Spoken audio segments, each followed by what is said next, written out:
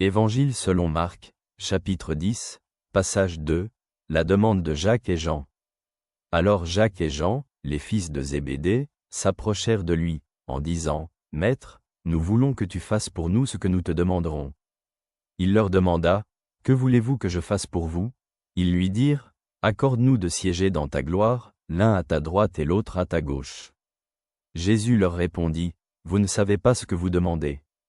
Pouvez-vous boire la coupe que je bois, ou être baptisé du baptême dont je suis baptisé ?»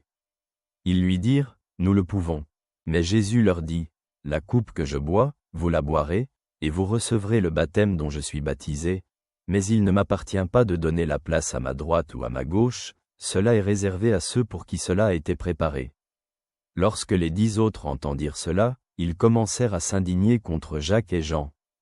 Mais Jésus les appela et leur dit, « Vous savez que ceux qui passent pour les chefs des nations les dominent, et que leurs grands exercent sur eux leur autorité.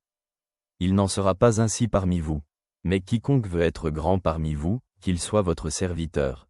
Et quiconque veut être le premier parmi vous, qu'il soit l'esclave de tous.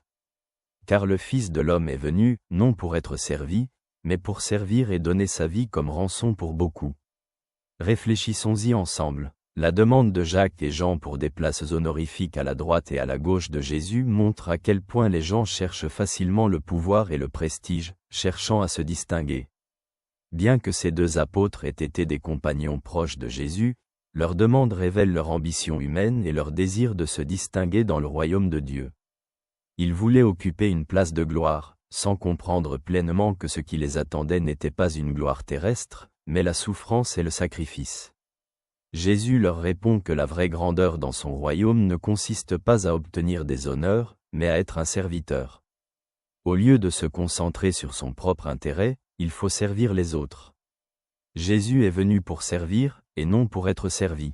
Sa vie et sa mort sont l'exemple suprême d'un tel service. Il a donné sa vie pour libérer beaucoup de personnes, montrant que la vraie force et la grandeur résident dans le sacrifice, et non dans la domination sur les autres. Cet appel à l'humilité et au service est un point crucial dans l'enseignement de Jésus.